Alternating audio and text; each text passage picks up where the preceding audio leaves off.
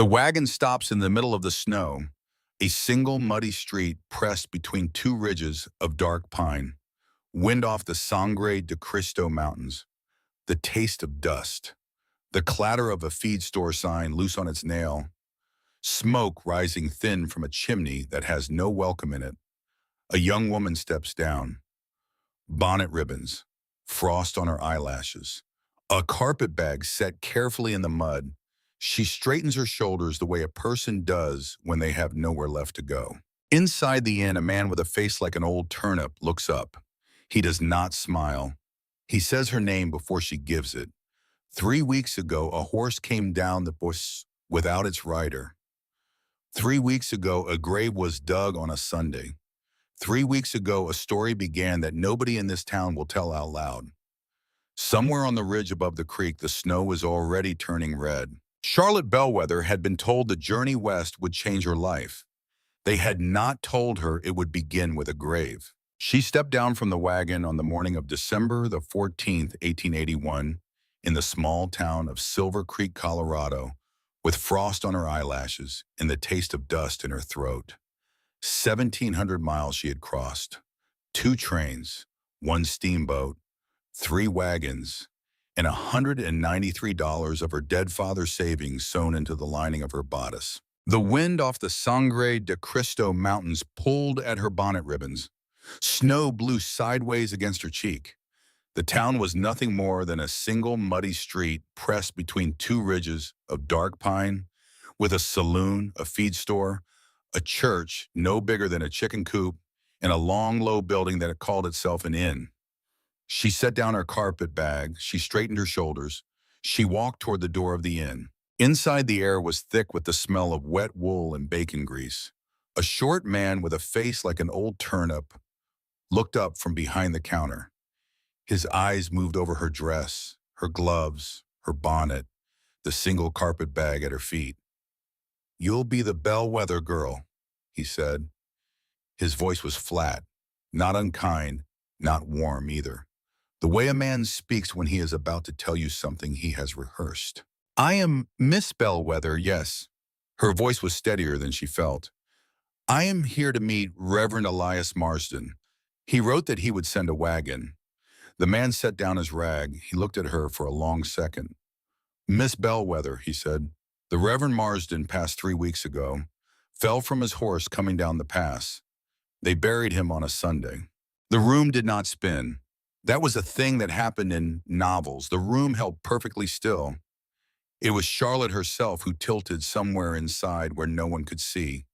She heard her own voice from a great distance. "I see. You didn't get the wire then?" "No. He didn't leave a will that we know of. His sister in Boston was sent for, but they say she ain't coming. Said her brother was foolish to send for a wife at all." "I see. You got people back east." She did not answer that. She picked up her carpet bag. The handle felt heavier than it had a moment ago. She walked back out onto the muddy street into the wind and stood there until her gloved fingers stopped shaking. 1,700 miles, $193. A man she had never met. A man who had written her 7 letters.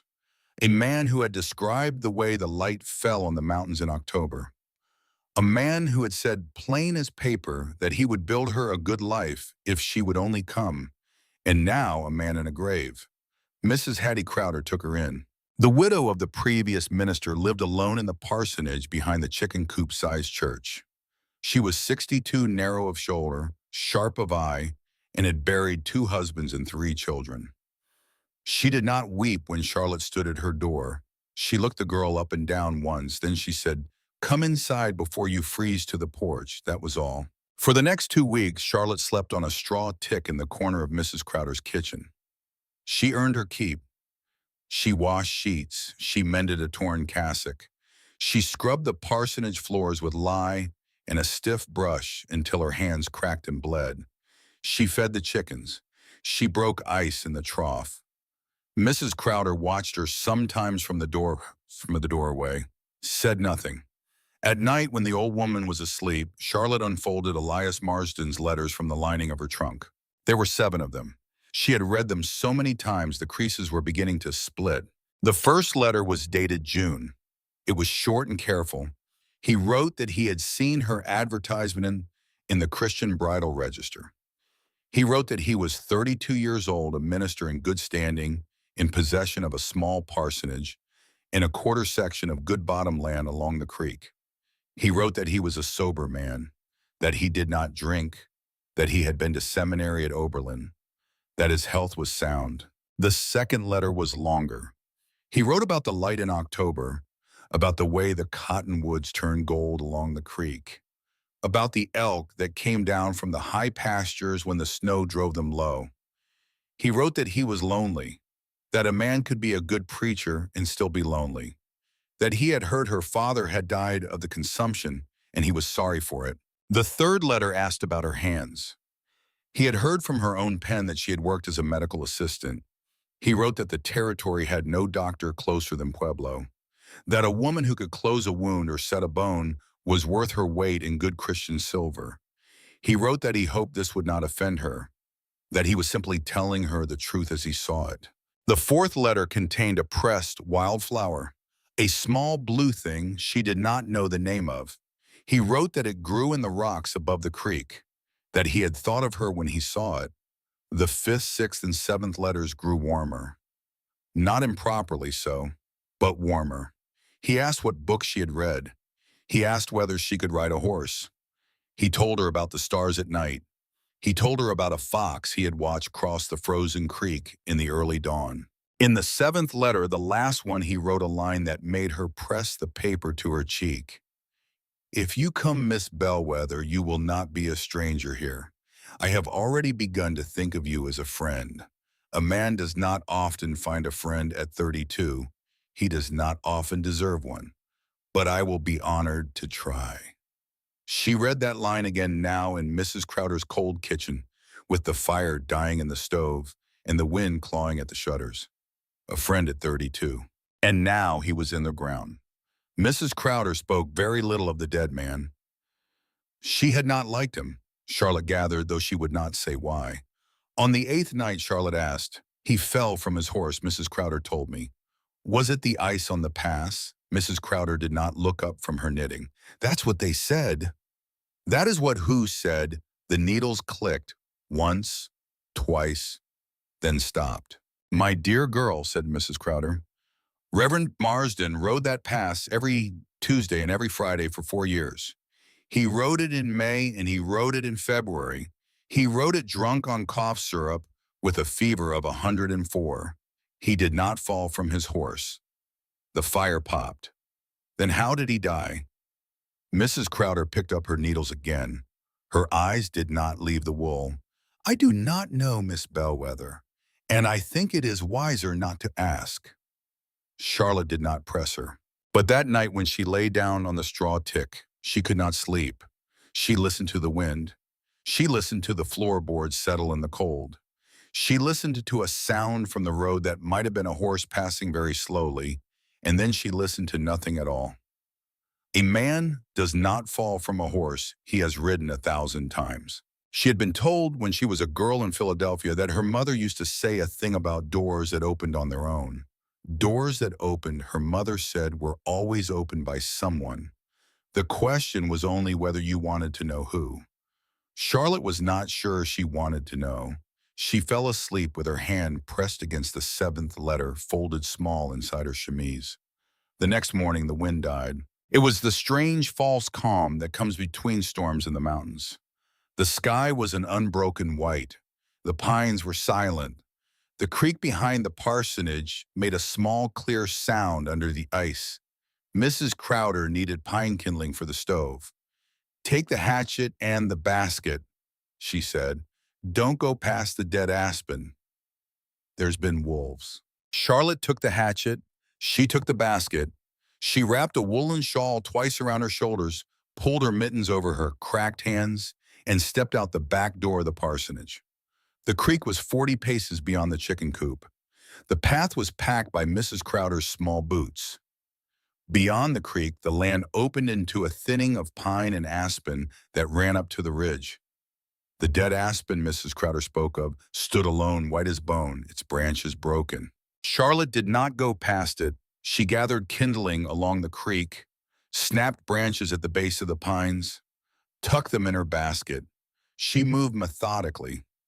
She did not let her mind drift to the seventh letter, or to the man with the face like an old turnip, or to where Mrs. Crowder's needles clicking in the dark. She moved 20 paces along the creek bend, looking for harder pine. That was when she saw the red. It was a small patch of color on the snow, the color of cherry preserves dropped on a tablecloth. So out of place in the white world that for a moment her eyes refused to make sense of it. Then she saw the second patch. Then the trail, a long, crooked trail of dark spots leading away from the bend in the creek up the slope into the trees. Her first thought was the wolves Mrs. Crowder had spoken of. A deer brought down, a rabbit dragged, some natural cruelty of winter. Her second thought was wrong. She followed the trail because she was a foolish woman, because she was a girl who had read too many novels, because she had a hatchet in her hand and her father had once told her she had a head harder than any man he ever met, because the trail led upward into the trees and not downward into the creek, which was not how a wolf would drag a kill. She followed it for 40 paces. She followed it until she came to a deadfall of 3 large pines stacked across the slope by some old wind. And on the lee side of the deadfall, where the snow had drifted deepest, she stopped. There was a man in the snow. He lay on his back. His arms were thrown wide. His coat, which was made of some heavy fur she did not recognize, was soaked dark across the chest. His face was turned partly toward the sky. Snow had fallen on his eyelashes and on the edge of his beard and on his open lips. He did not move. Charlotte's heart did not race. That was a strange thing she would think about later. Her hands did not shake, her breath did not catch. Something colder and quieter took her over the thing that had once taken her over when she had been 16, and her father had collapsed in the kitchen, and she had held his head in her lap until the doctor came. She knelt in the snow beside the man. She put her gloved fingers against the side of his throat. He was alive. Just. She pulled open the heavy fur coat. There were 2 holes in his chest. She did not run for Mrs. Crowder. That was a thing she did not understand at the time and would not understand for years. Some instinct deeper than her training told her not to bring this man into the parsonage. Not yet. Not where the man with a face like a turnip might see him.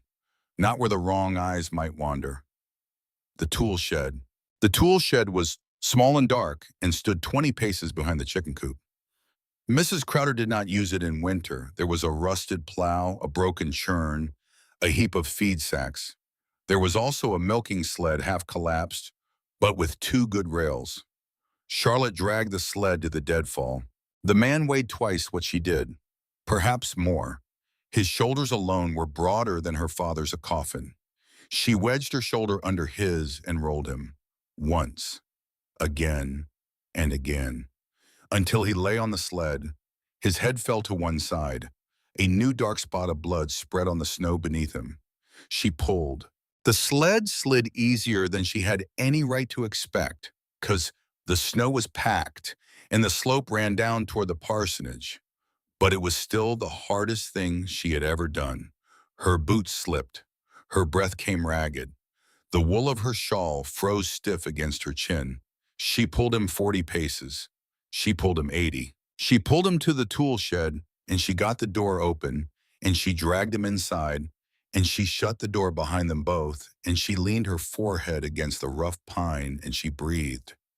Then she got to work. She knew what to do. 3 years she had spent as assistant to Dr. Margaret Holloway, a woman who had been one of the first to graduate from the Female Medical College of Pennsylvania and who had taken her in when her father died and her aunts had refused her. 3 years she had passed instruments, cleaned wounds, held basins, watched 100 small surgeries by candlelight in the Philadelphia tenements where no other physician would go. She had watched bullets come out of men before. She had never taken one out herself. She did now. She found a lantern in the tool shed, a tin of kerosene. She lit the wick. She set the lantern on a barrel. She found a horse blanket and laid it across the man so only his chest was exposed. She ran back to the parsonage. Mrs. Crowder was not in the kitchen. The house was quiet. Charlotte took what she needed: a bone needle, black thread, a bottle of corn whiskey Mrs. Crowder kept for medicinal use behind the sugar tin, the sharp paring knife, the smallest pair of pincers from the sewing box, a clean apron, 2 sheets she tore into strips, a copper kettle of water she set on the stove to boil. She came back. She poured whiskey on her hands. She poured whiskey on the knife. She poured whiskey on the first wound. The man's body lifted off the floor. He made a sound that was not quite a scream and not quite a groan. Something deeper than either. Something pulled from the bottom of a man's lungs. Charlotte caught his shoulders and pressed him down. "Be still," she whispered. "Be still. I have you. I have you." She did not know if he could hear her. She did the right wound first because it was shallower. The bullet had passed through clean, leaving a small, ragged hole in the back of his shoulder. She washed it. She packed it. She bandaged it. The left wound was the bad one. The bullet was still in him. She bent close. She held the lantern to the wound. She saw the dark hole. She saw the cloth that had been pushed inside it by the lead.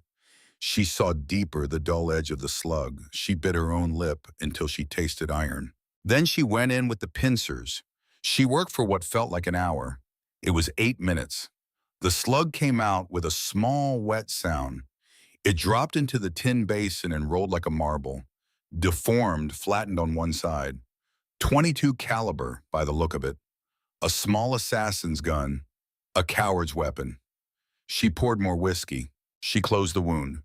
Bone needle, black thread, 8 stitches. She bandaged him. She washed her hands.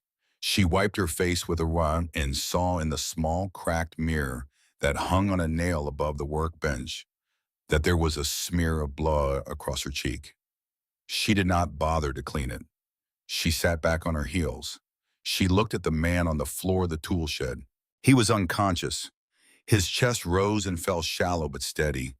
His skin was pale beneath the dirt and the beard. He had dark hair, longish, falling across his forehead.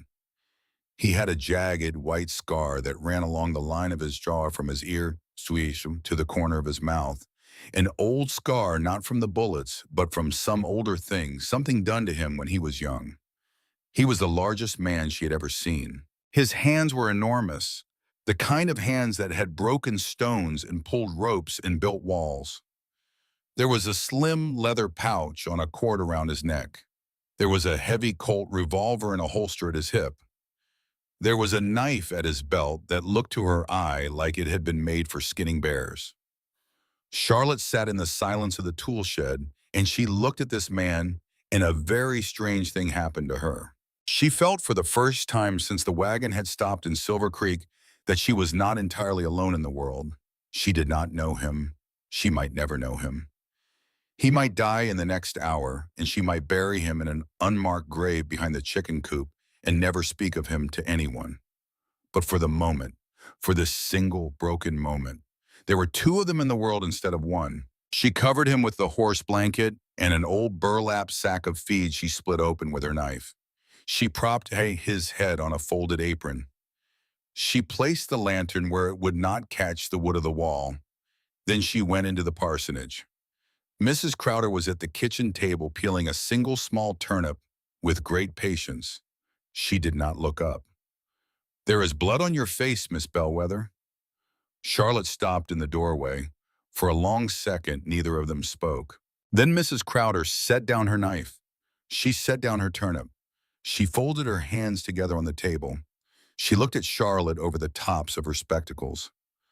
"I have been listening to you go in and out for the last hour," she said. "I have been listening to a sled that should not have been moving. I have been listening to a door that should not have been opened. So I will ask you once, and I will not ask twice. What is in my tool shed?" Charlotte opened her mouth. She closed it. She opened it again. "A man. Live. For now. Shot Twice. Mrs. Crowder did not move. She watched Charlotte for the length of 3 breaths. Then she stood up.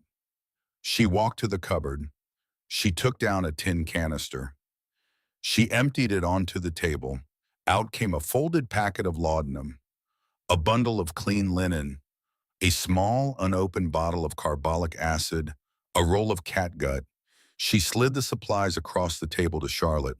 "Take it," she said. "Use it.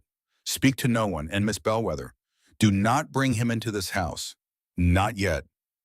Charlotte looked at the supplies. She looked at the old woman. "Why are you helping me?" Mrs. Crowder's mouth did not exactly smile, but something near it shifted. "Because my dear girl and my husband was a deputy sheriff in this town for 19 years before he died. And I learned a long time ago that a man does not get shot twice in the chest for nothing. I would like to know what for, and so I suspect would you." She tended him through the afternoon. She gave him water with a folded rag pressed to his cracked lips. She replaced the dressings. She wiped the cold sweat from his forehead. She listened to his breath. She watched for the moment when his fever would rise, because she knew that the fever would rise, and she knew that when it did, he might die. The light moved. It was past 4 when she heard the boots on the snow outside. 2 men. She knew it was 2 by the rhythm of the steps. One heavier, one lighter. Both fast, both quiet. The kind of quiet that meant the men did not want to be heard at all. She rose to her feet. She had no weapon. She had no time. She turned toward the door of the tool shed. The door slammed open. 2 rifles came in first, then 2 men behind them, both tall, both dark, both with their faces hidden by the brims of low-pulled hats. The lead rifle was a Winchester. The second was an older piece, a heavy Sharps with a worn stock. Both were leveled at her chest. Charlotte did not raise her hands. She did not scream. She put herself between the men and the body on the floor. The man with the Winchester spoke first. His voice was younger than she expected. Not a boy's voice, but not yet weathered. "Step away from him, ma'am." "No." "Step away, now." "No." The man behind him made a small sound, not a laugh, not quite, something dry. "Zeke," he said in a voice softer than the first man's, "she isn't going to step away." "I see that, Cal. I think she has been working on it." "I see that too." The man with the Winchester lowered his rifle by half an inch, not all the way, just enough. "Ma'am," he said again. "Who are you?" Charlotte's voice did not shake. "I am the one who pulled the lead out of your friend an hour ago, and if you are going to shoot me, you may shoot, but I will tell you now that he is going to die without me, and I am not stepping anywhere." The 2 men looked at each other. Then they looked at the man on the floor. The one called Zeke moved his eyes to the leather pouch on the cord around the wounded man's neck. He saw it. He recognized it. Something passed across his face that was older than anger and harder than grief. He lowered his rifle the rest of the way. "Cal," he said, "get the door." The younger one closed the door behind them. The wind cut off. The tool shed went very quiet. Zeke knelt beside the wounded man. He laid his hand against the side of the wounded man's throat the way Charlotte had laid hers. He listened. He pressed 2 fingers to the wrist. He nodded once. He looked up at Charlotte. His face was not handsome in the way the magazines drew the men of the frontier. It was a long face, a working face, a face with a small chip in the front tooth and a fan of fine lines around the eyes that had nothing to do with smiling and everything to do with squinting against weather and distance. But his eyes were the color of strong tea, and when they fixed on her, she felt as if she were being seen for the first time since she had left Philadelphia. "Ma'am," he said, "what is your name?" "Charlotte Bellwether." The 2 brothers went still. It was a small stillness, the kind of stillness that happens in a room when someone says a word that no one expected. The kind of stillness that says the name has weight in a way the speaker does not yet understand. "Bellwether," said Zeke. "Yes." "From Philadelphia." "Yes." The one called Cal made a sound behind her. Half a breath, half a word. He sat down hard on an overturned crate. He took his hat off. He ran a hand through his hair. He looked at the man on the floor. Jesus, he said very quietly. Jesus, Nate. The wounded man on the floor did not stir, but Charlotte's hand where it rested on the edge of the apron she had folded under his head felt suddenly very cold. You know him, she said. He is our brother. Our oldest brother, Nathaniel Whitlock. And you are Ezekiel Whitlock. That is Caldwell. We call him Cal. She nodded slowly. She tried to gather the pieces. And you knew the Reverend Marsden. The two brothers looked at her again. Something in the air changed. Miss Bellwether, said Zeke very slowly, we knew Elias Marsden better than we knew our own father. He was our brother in everything but blood. And I am going to ask you one question now, and I would like you to answer it honestly because the answer matters more than you can possibly know. She waited. What were you doing in Silver Creek? She did not hesitate. I came to marry him. Cal made a small sound that was almost a laugh and almost a sob. Of course you did, he said. Of course you did. Zeke closed his eyes. When he opened them, there was something in his face that Charlotte would not be able to name for some time. It was not pity. It was not anger. It was the look of a man who has just understood that a story he has been telling himself for 3 weeks is wrong, and that he is going to have to start the story over. Miss Bellwether, he said, we have a great deal to tell you, but not here, and not now. Cal, go saddle the spare horse. We are taking them up the mountain before nightfall. Both of them. He cannot survive the night down here, and neither, I suspect, can she. Mrs. Crowder met them at the back door of the parsonage with a bundle wrapped in oilcloth. She did not ask who the men were. She handed the bundle to Cal.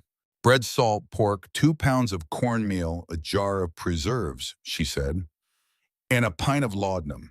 He will need it for the pain when he wakes. Cal looked at her with a kind of stunned respect. Ma'am, I do not know who you are. You do not need to. I knew Reverend Marsden. I liked him.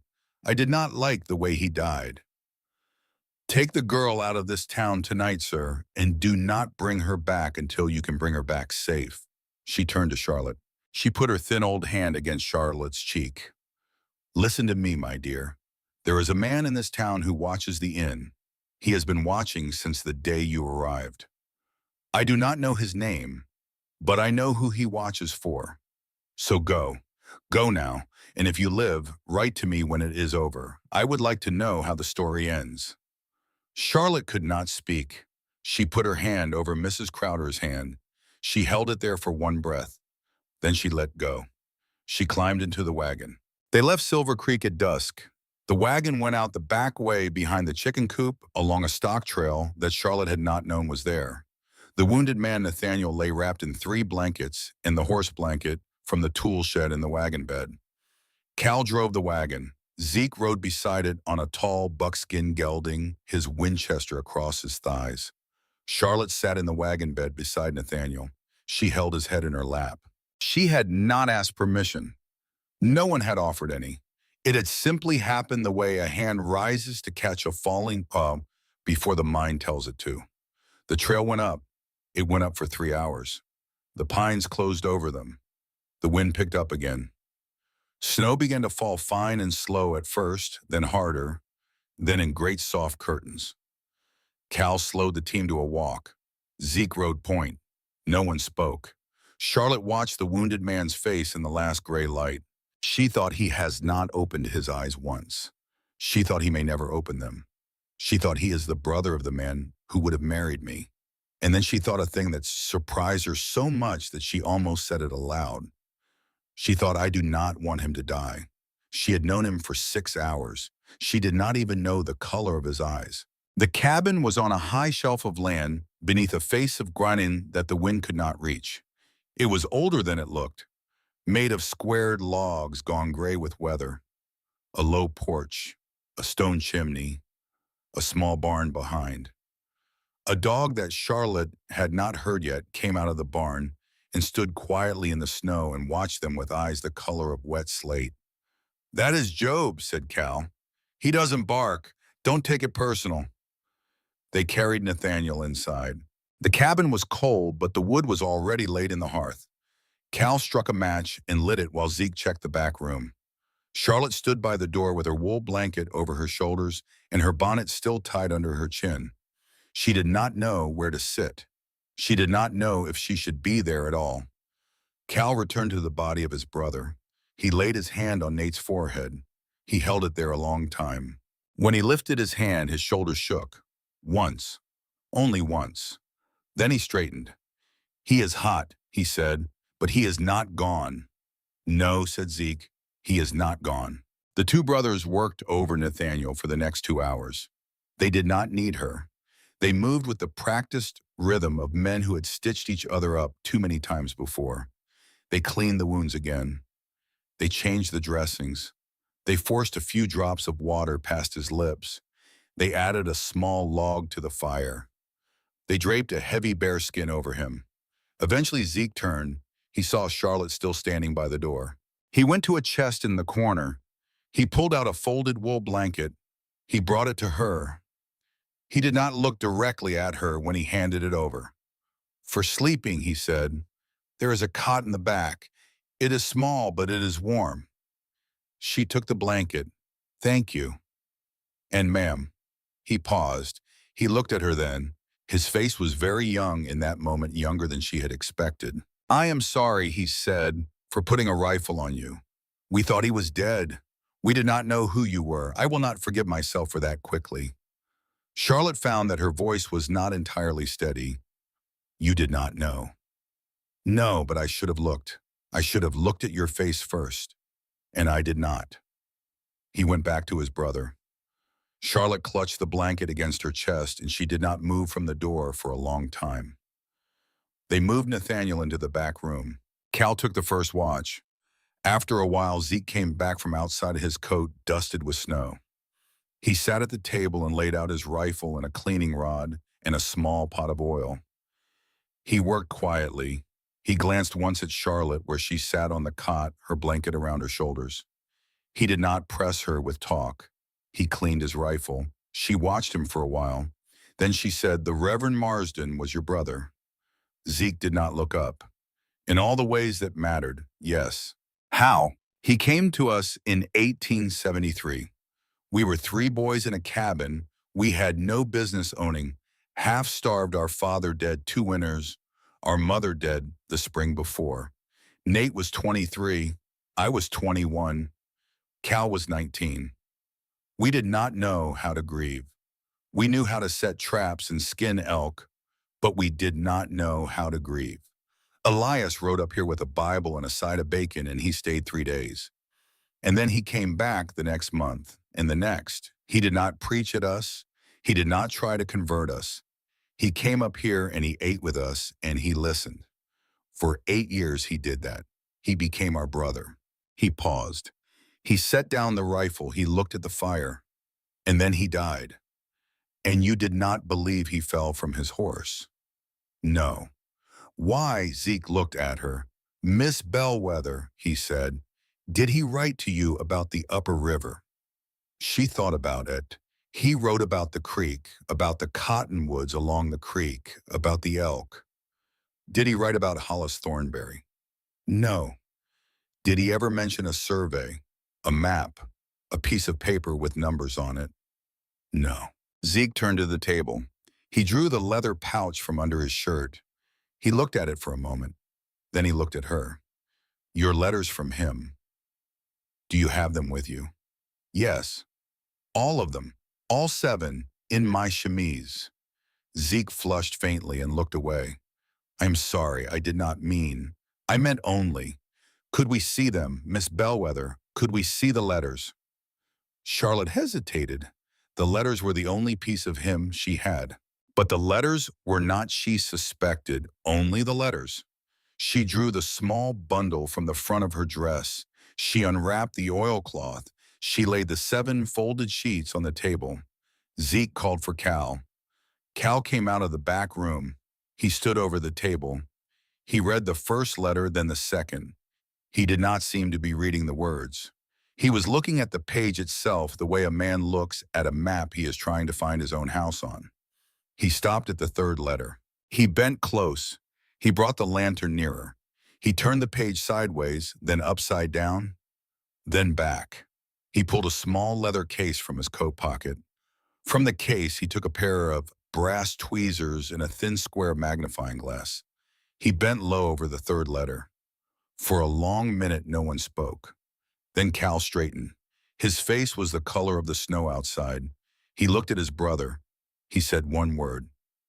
Dots. Zeke's eyes narrowed. Where? Under the letters. Tiny. He used the back end of a pen. They are not ink. They are pressed into the paper, almost invisible. But they are there. Zeke stood up so fast his chair scraped the floor.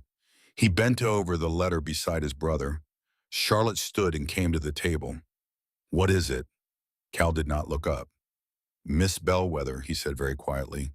Reverend Marsden did not just write you a love letter. He wrote you a cipher. A what? A code. A Pinkerton-style cipher. A dot under every letter that matters. A second message hidden inside the first. We use it. He learned it from us. 3 years ago, he told us he wanted to know how in case there came a time he could not say a thing out loud. The cabin went very still. Charlotte's hand rose to her throat. She felt the world tilt the way it had tilted in the inn 3 weeks ago when the innkeeper had said the word ground. What does it say? Cal looked at his brother. Zeke looked at the letter. The fire popped once in the hearth. From the back room, Nathaniel Whitlock made a low sound in his fever, the first sound he had made in 5 hours.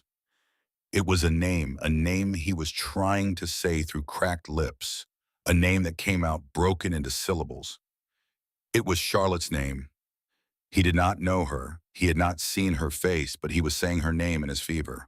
And his brothers were standing at a table over a letter they could not yet read, looking at a code that a dead man had hidden in a love letter to a girl he had never met, knowing that whatever Elias Marsden had wanted to say, he had been killed before he could say it, and that the only voice that could still carry his message west, the only courier left alive who did not know she was a courier, was the girl with the blood on her cheek standing in their cabin in the snow. The wind rose outside. The fire moved in the hearth.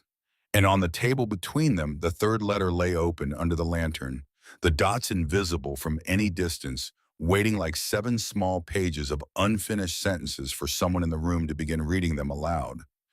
Cal began to read. His finger moved letter by letter under the third page.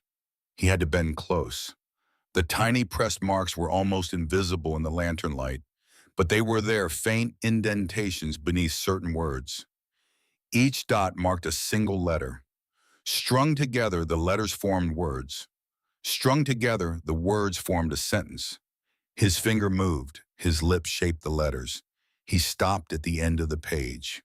He looked up. His eyes found Charlotte's. It says, he said, only one word so far. What word? Run. Zeke swore softly under his breath. Cal turned to the fourth letter. He began again. Charlotte sat down because her knees would not hold her. Her hand went to the table edge, and she gripped it until her knuckles went white. Her mind was racing in a way it had not raced in a long time, racing through the 7 letters she had read 100 times each, looking for the words that had hidden the message, the ordinary loving words of a man she had loved without ever knowing his face.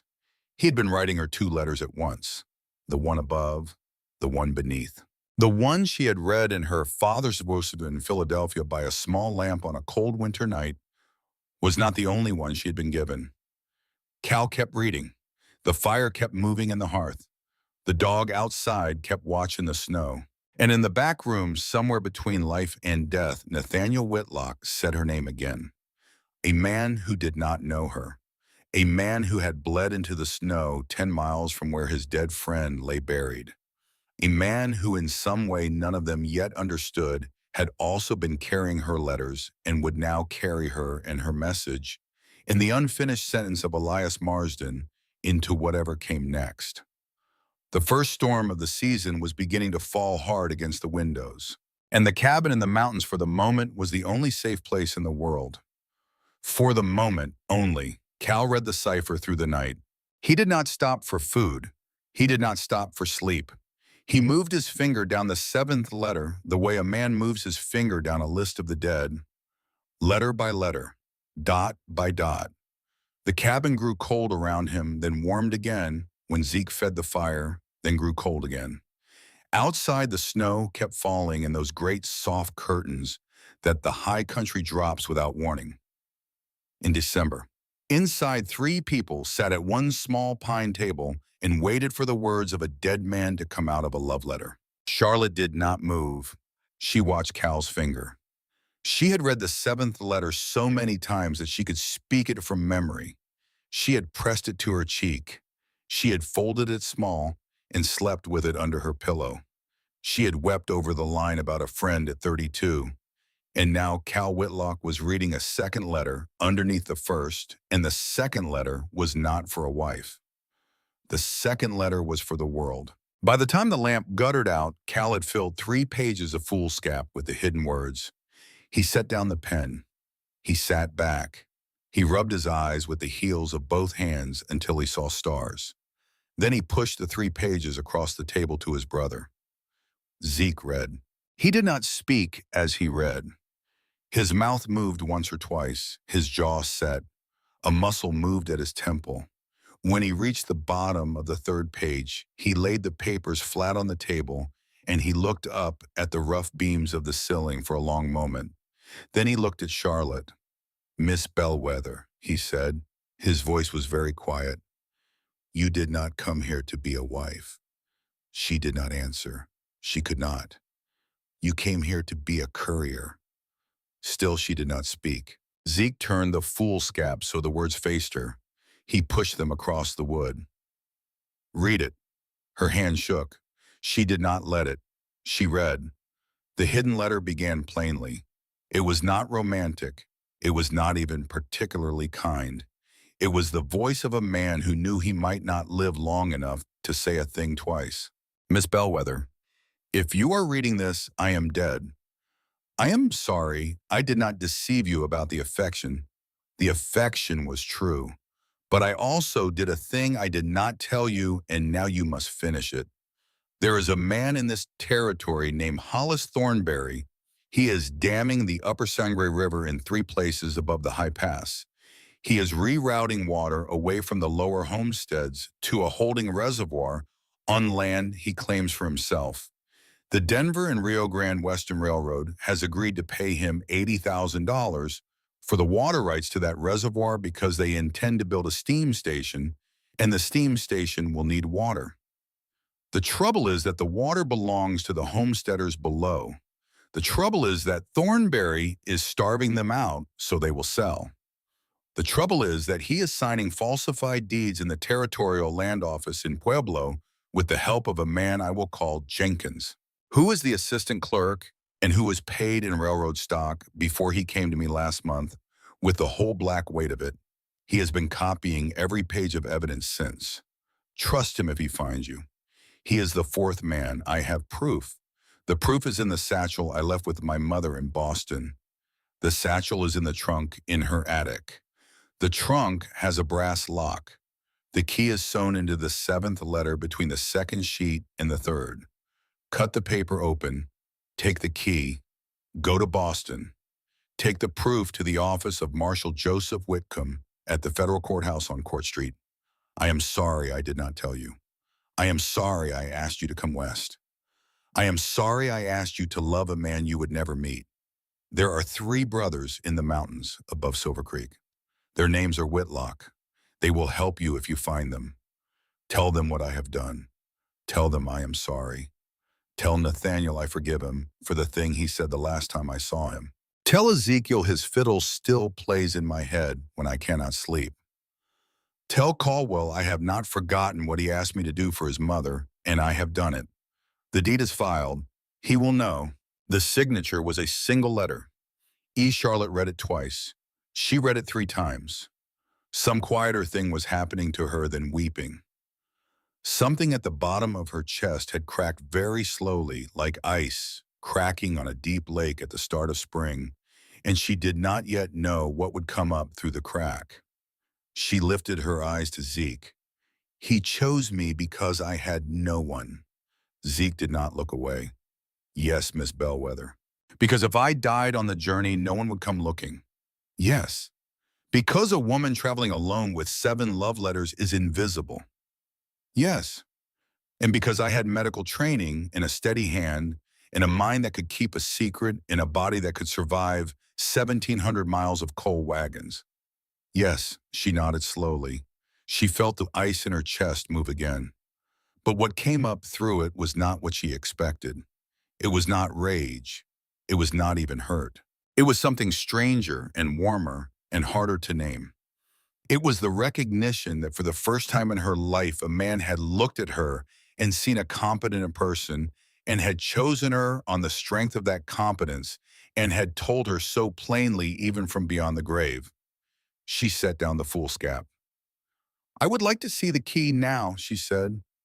Zeke nodded once. He took up the 7th letter, the one she had pressed to her cheek, the one with the line about a friend at 32. He set it on the table. He took the smallest knife from his belt. He slid the blade between the 2nd and 3rd sheet along the bottom edge, where the paper was thicker than it should have been. The blade went in, 2 inches, 3, then it stopped against something hard. He turned the letter. He worked the blade gently, then he tilted the paper. A small thing slid out into his palm. It was a brass key. It was no longer than the first joint of Charlotte's finger. It had a head shaped like a 4-leaf clover. It was the smallest, most ordinary, least romantic object she had ever seen. And it was, she understood now, the only thing in the world that mattered. She held out her hand. Zeke placed the key in her palm. She closed her fingers around it. She closed her eyes. And she said to no one in particular, Mrs. Crowder was right. The story is just beginning. Nathaniel woke on the 2nd day. He did not wake the way men wake in books. He did not sit upright with a gasp. He did not call out. He did not look around in alarm. He simply opened his eyes. The fire was low. The cabin was gray with morning. Charlotte was sitting on a 3-legged stool beside his bed, a wooden bowl of broth balanced on her knee, a folded cloth in her hand. She had been bathing his forehead. She felt him before she saw him. She felt the change in the air the way a person feels another person waking in a dark room. She looked down. His eyes were on her. They were gray, not the cold gray of slate. The other gray, the gray of a winter sky just before the sun comes through. They were tired. They were lined with pain, but they were entirely awake. He looked at her for what felt to her like a long time. She did not look away. Finally, in a voice that was not much more than gravel, he said, Where am I? You are home, Mr. Whitlock. Where? Your cabin.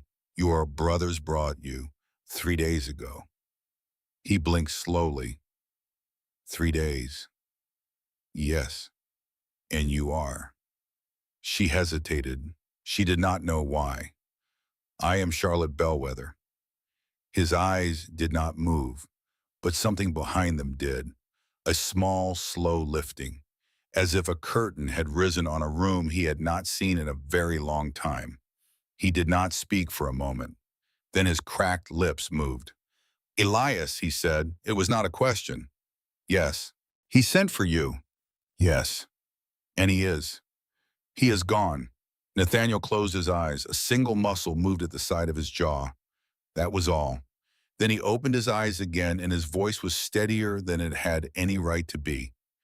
Then he sent you to us. She looked down at the bowl in her hands. I think she said that I sent myself. He did not answer that, but he did something that surprised her. He moved his hand, slowly, painfully, across the rough wool blanket. He moved his hand until his fingers were near her wrist. He did not touch her. He stopped half an inch short. He let his hand rest there. Open, empty, available if she wanted it. She looked at his hand for a long second. Then she set down the bowl. and she laid her hand over his. He closed his eyes. He kept them closed for a long time. She did not know if he slept again. But his fingers did not move from beneath hers until Cal came in with a fresh log for the fire. The brothers told her the story of Elias Marsden on the fourth night. They sat at the table. The wind had stopped at last. The cabin was warmer than it had been since she had arrived. Job the dog lay across her feet under the bench. Nathaniel was awake in the back room and could hear every word. Cal began. He came to us in 73, we told you. We were ragged boys then. Nate had 2 suits of clothes and Zeke had one, and I had whatever I could grow into. Our father had drunk himself to death the winter before. Our mother had died the spring before that of a fever that came in off the plains. We did not know it then, but the fever came from the wells. Thornberry's first dam had not yet been built, but his cattle were already in the upper river, and his cattle had been sick. He paused. He looked at the fire. Our mother was the first. Zeke spoke now. We did not know it at the time. We blamed God. We blamed each other. We blamed the weather. Nate took it hardest. He was the oldest. He had been the one to nurse her. He blamed himself for almost a year. Then Elias came up the trail with his Bible and his bacon, and he asked us if we had ever heard of the upper river, and we had not, and he asked us if we would like to. Cal smiled very faintly for the first time since Charlotte had met him. He did not preach. We told you. He did not preach. He just sat with us and ate our bad cooking and read to us at night. He read the Gospels. He read Walt Whitman. He read the territorial water statutes. We did not know which was which. We did not care. He was simply a voice in the room with us. Zeke continued. He stayed 3 days that first visit. He stayed 4 the next month. By the end of 74, he was up here every Saturday. By the end of 76, he was teaching Cal to read better than I could, and teaching Nate to keep books, and teaching me to play that old fiddle that sits in the corner there. He did not tell us he was investigating anything. He did not tell us anything at all. We thought he was just our brother, and so he was. And then, Charlotte asked. Cal answered. And then 2 years ago, a man named Brody came up the trail. Brody, Marshal Owen Brody, federal marshal out of Denver. He stayed one night. He drank our coffee. He asked us no questions about ourselves, but he asked us a great many questions about Elias, where he went, who he visited, whether we trusted him. We did not understand. We thought a complaint had been made. We almost ran him off. He stopped us, said Zeke. Brody, he said, boys, your friend is doing the work of the United States government, and he is going to need 3 men he can trust before this is finished, and I would like to know whether those 3 men are you. Cal said, we said yes. Zeke said, we did not even ask what for. Charlotte was quiet. The fire moved. From that night on, Cal said, we worked with him. We did not know what we were working on. We carried letters down the pass for him. We watched riders on the road. We took notes on cattle. We learned to read a survey map. We learned what a water deed looked like. We learned the names of every clerk in the territorial land office in Pueblo. We did not know why. We trusted him. And then he died. And then he died. A long silence. Cal stood up and walked to the window. He looked out at the dark. He spoke without turning around. 3 weeks ago, a Saturday, he came up here for supper. He told us he had sent for a woman. He told us a great deal about her. He told us she had read more books than any of us combined. He told us she had nursed dying men in the tenements of Philadelphia and had not flinched. He told us he was afraid for her. Charlotte's throat closed. Why, she whispered. Because he thought Thornberry was close to finding out about him, said Zeke, and he thought if he was killed, the proof in Boston would be lost forever. So he made his plan. He sent for a woman who had no family. He sewed a key into the 7th letter. He wrote the cipher under the love. He told us nothing of the cipher. He said only that there was a Miss Bellwether coming and that if anything happened to him, We were to find her and protect her and let her finish what he could not. The wind moved against the cabin. Charlotte stared at her hands. You did not know about the key.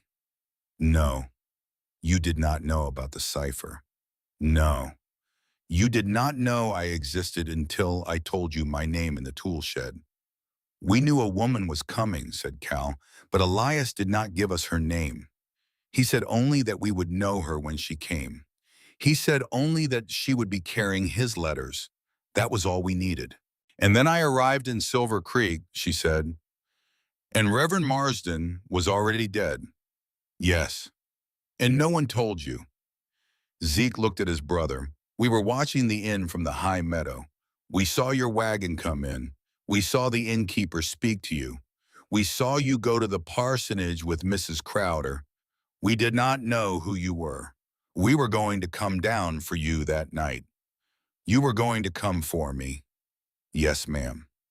And then Zeke's jaw tightened. And then Nate went down the mountain, alone the morning before you found him. He went down to find out what had happened to Elias. He went down to the place where they said Elias fell from his horse. He went down to look at the ground, and he did not come back. Charlotte understood. She understood all at once. They shot him. They shot him because they thought he had found something. Because he had. And he was crawling back up the mountain when I found him. Yes. She put her hands over her face. She was beginning to understand that grief for her was going to come later. The weeping would come when the work was done. For now there was the work. She lifted her face. Then we have a great deal to do, Canto, she said. Do we not? The two brothers looked at her. Cal's mouth moved into something that was almost a smile. Zeke said, yes, Miss Bellwether, we have a great deal to do. She did not sleep that night. She lay on the small cot in the back of the cabin with her hand pressed against the brass key which she had threaded onto a length of strong twine and tied around her neck. The key lay against her breastbone. It was the warmest small object she had ever worn. She listened to Nathaniel breathe in the bed across the room. His breath was steadier than it had been 3 days ago. There was still a thinness to it, a place at the top of each breath where the lung did not quite fill, but the rhythm was there. She listened to it the way she had once listened as a child in Philadelphia to the watchman calling the hours on her street. She thought about Elias Marsden. She thought he chose me because I had no one. She thought he chose me because I had everything. She was not sure anymore which of those two sentences was the truer one. She was not sure if a man could choose a woman for both reasons at once. She suspected he could. She thought about the 7th letter, about the line that said, a man does not often find a friend at 32. He does not often deserve one. But I will be honored to try. He had meant that. She knew now in a way she had not known before that he had meant every word of it. The cipher beneath had not unmade the love above. The love above had been the love of a man who had 3 weeks to live and who wanted in the time he had left to make a stranger feel that she was not a stranger. The cipher beneath had been the work of a man who knew he was about to die. Both were true at once. She had not been deceived. She had been entrusted. There was a difference. She closed her eyes. She slept. The next morning, Hollis Thornberry came up the mountain. He did not come alone. He came with 2 men on horseback and a private detective in a black wool coat and a brown derby hat that was entirely the wrong hat for the high country. The detective had a slick mustache and a way of riding that suggested he had spent more time at desks than in saddles. The 2 other men were rougher. One was a Texan named Hackett. The other was a man called only Reed with a face that looked as if a horse had stepped on it twice and not apologized. They did not come up to the cabin. They could not. The trail forked half a mile below the granite shelf, and the upper trail was narrow enough that 2 riders could not pass abreast, and Nate had years ago strung a small bell between 2 pines that rang faintly when a horse moved through. The bell rang at 9:30. Zeke heard it from the woodshed. He went still. He looked at Cal, who was splitting kindling. Bell? Cal set down the axe. How many? Don't know yet. They went into the cabin. They did not run. Running would have warned the watchers. They walked. They closed the door behind them. They drew the heavy oak bar across it, the bar that had been cut from a single piece of fir and had been used only twice in 8 years.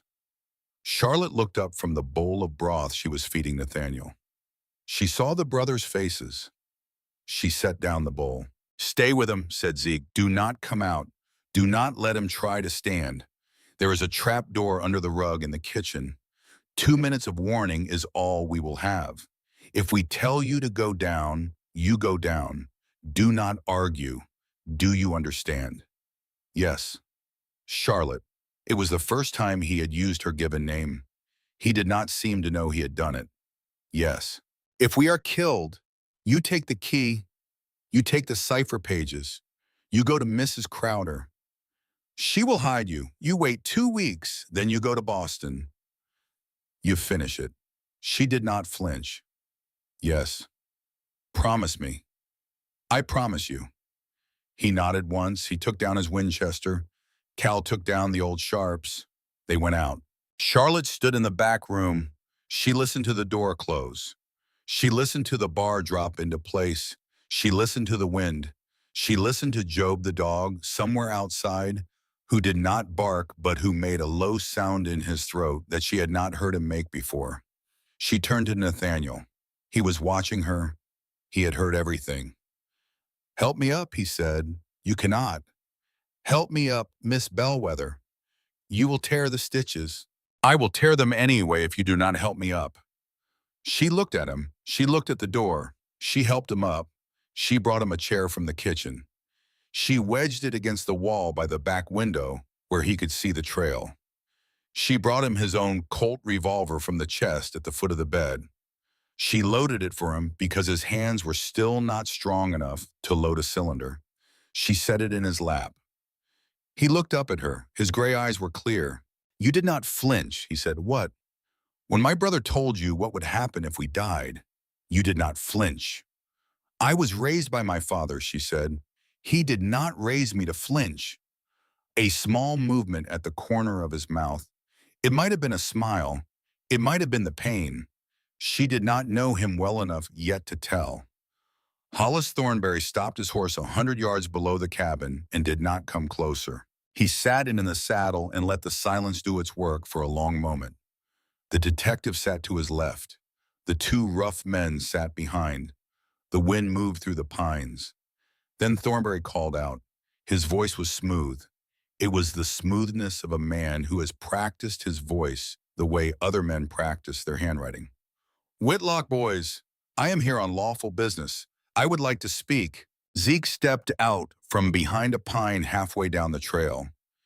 He did not show his rifle. He held it at his side barrel down but visible. "You can speak from there, Mr. Thornberry." "Ezekiel, is your brother well?" "Which brother?" "Nathaniel." "He is on a horse 3 counties east of here, Mr. Thornberry.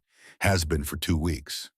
The detective smiled a small smile that did not reach his eyes. Thornberry did not smile. "That is curious news," said Thornberry, "because 3 of my men reported seeing a man fitting your brother's description on the Lower River Road 5 days ago, and one of those men did not come home from that ride. I am sorry to hear about your men, Mr. Thornberry. The river road is dangerous in December." "It is. You should not let your men ride it. I will keep that in mind." A pause. The wind moved. Thornberry leaned forward in the saddle. "I am told," he said, "that a young woman arrived in Silver Creek 3 weeks ago. She was to marry Reverend Marsden. As Reverend Marsden is no longer with us, she has found herself somewhat without protection. I am told further that she has not been seen at the parsonage for 4 days. I am a charitable man, Ezekiel. I would like to offer her a position at my ranch as a governess to my sister's children. The pay is good. The lodgings are warm. I would consider it a personal favor." Zeke did not speak for a moment. When he spoke, his voice was very flat. "I have not seen any such woman, Mr. Thornberry." "No. No. That is also curious, because the innkeeper saw her speak with you on the road 3 days ago. The innkeeper has bad eyes. He has good enough eyes for a $50 gold piece. Zeke smiled. It was not a friendly smile. Then you should keep your $50, Mr. Thornberry. You are not getting the woman. Thornberry's face did not change. But something behind his face did. He sat back in his saddle. He looked up the slope toward the cabin he could not quite see. He let the silence work again. Then he said very gently, Ezekiel, I am going to make this offer one time. Bring me the letters she carries, all 7 of them. By Friday, I will pay you $400 and a clear deed to the South Meadow. You will never see me again. Your brother will heal in peace. Your family will be safe. I have nothing against you. I have nothing against her. I want only the letters. Bring them to me, and this ends. Zeke did not move. And if I do not, then on Saturday morning I will come up this trail with 12 men, and I will burn this cabin to the foundation of stones, and I will scatter the ashes of every Whitlock that remains, and I will take the letters from the body of the girl. I do not wish to do that, Ezekiel. I am giving you 4 days.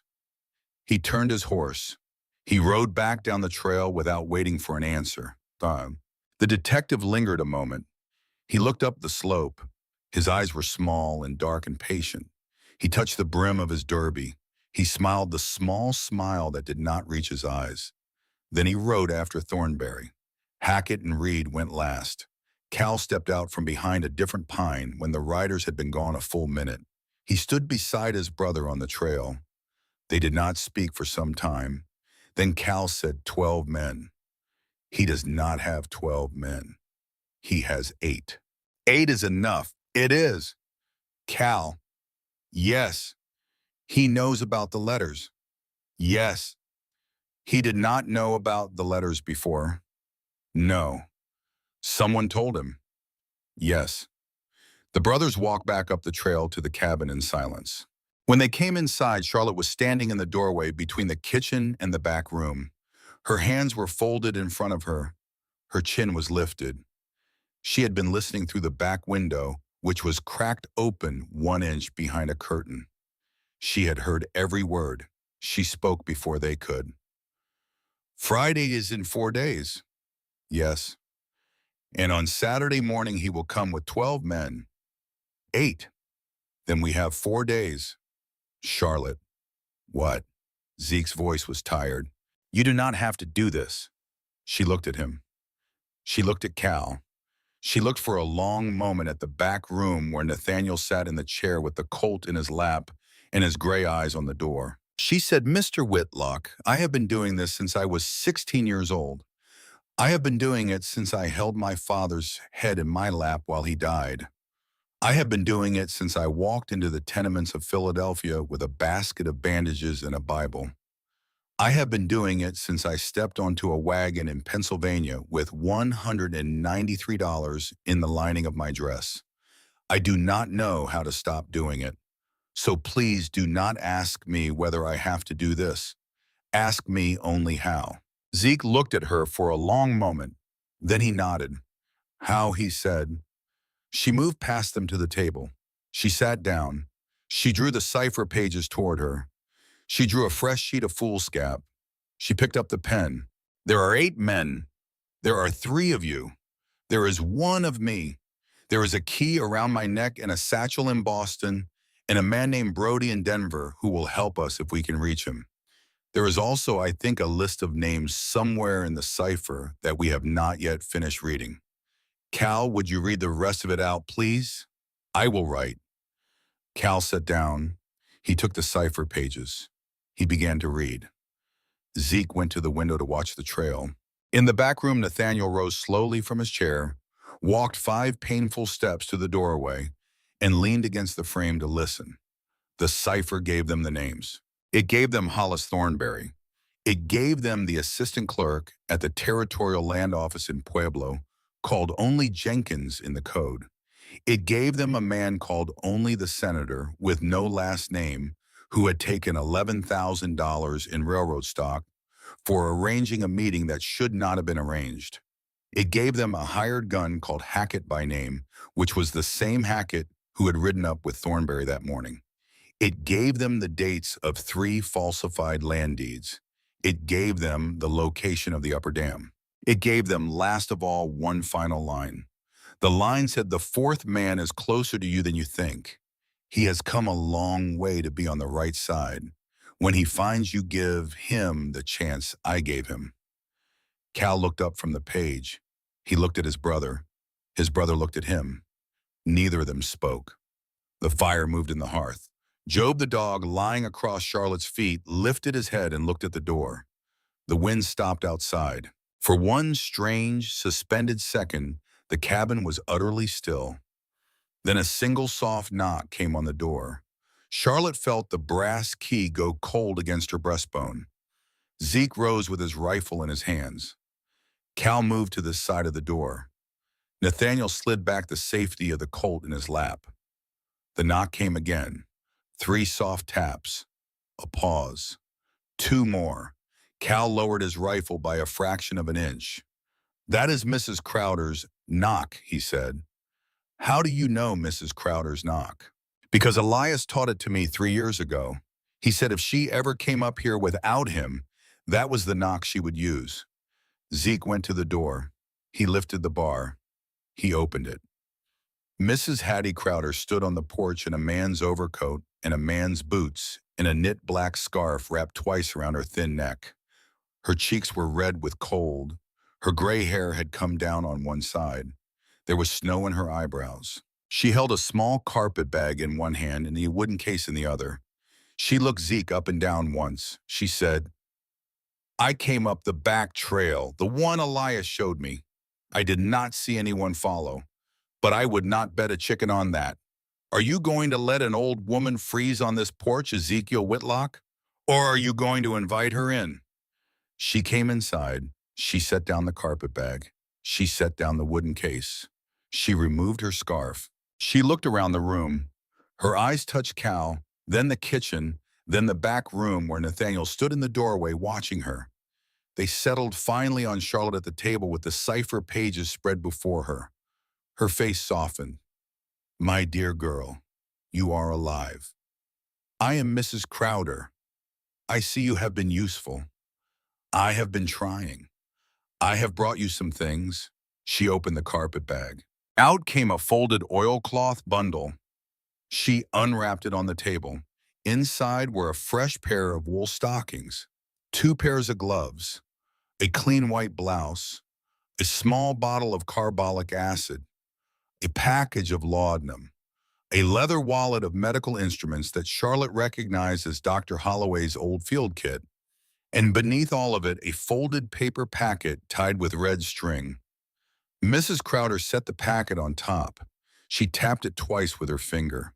"This came to the parsonage yesterday morning by special courier from Denver. It is addressed to me, but it is for you. It is from Marshall Owen Brody. I will not pretend to know what is inside. I read only the note that came with it." She handed Charlotte a single small folded slip. Charlotte opened it. The handwriting was square and quick. "Miss Bellwether, I am told by a friend in Pueblo that you have arrived. I am told further that the friend we share is gone. I am very sorry. I am riding north as fast as the weather permits. I will be at Fort Garland on the 23rd. If you can reach me, there bring everything. If you cannot reach me, there send word by any rider you trust. We are running out of time. Brody." Charlotte set down the note. She looked at the wooden case on the floor. "In that," she said. Mrs. Crowder lifted the case onto the table. She unlatched it. Inside, nested in green felt, lay a small silver plate double-action revolver, a tin of cartridges, and a pearl-handled folding knife. She closed the lid again. She looked Charlotte in the eye. "My husband's," she said. "He carried it for 19 years. He never had to use it. He told me once that he hoped one day a young woman would carry it instead because young women in this territory have more reason to be armed than old deputies. I would like that young woman, Miss Bellwether, to be you." Charlotte's hand rose to the key at her throat. The cabin was silent. The fire moved. Job the dog laid his head back down on her foot. Something in her chest opened. slowly, warm and dense and entirely new. She did not yet have a name for it. She placed her hand on the wooden case. She said, "Thank you, Mrs. Crowder. I will carry it carefully." Mrs. Crowder nodded once. She sat down at the table. She looked at the brothers. "Now," she said, "I will have a cup of whatever passes for coffee in this house, and you will tell me what you intend to do. Because Friday is in 4 days, and on Saturday morning, Hollis Thornberry intends to burn this cabin to the ground. And he does not yet know that there are now 5 of us in this room and not 3. She paused. Her eyes softened. She looked at Nathaniel in the doorway. His face was gray. His hand still gripped the doorframe.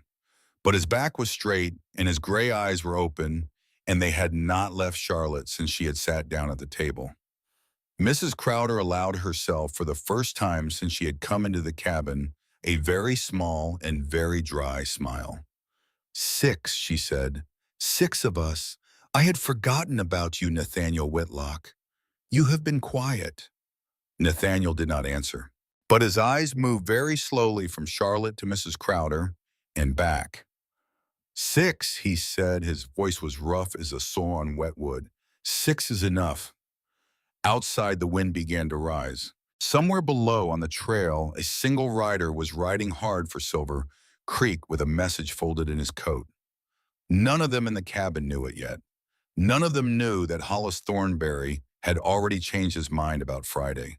None of them knew that the 8 men Cal had counted had been joined that very afternoon by 4 more men from Trinidad, hard men, paid men who did not flinch. None of them knew that the 4th man named in the cipher, the man closer than they thought, the man whose loyalty was not yet known, was at that hour saddling a fast horse in a stable they had all once trusted.